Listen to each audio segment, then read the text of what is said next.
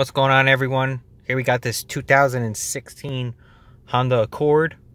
It's a manual transmission. We installed a remote start system in it. I'm going to show you how to put it in reservation mode. Drive. Let's shift into neutral.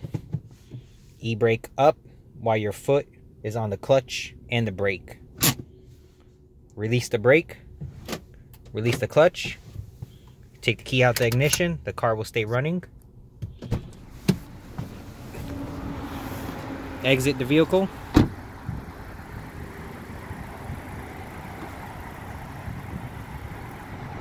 car will lock itself and shut down. This is reservation mode. Now to activate the remote start, customer want to hear in the key fob, you're going to press the key fob 3 times on the lock button.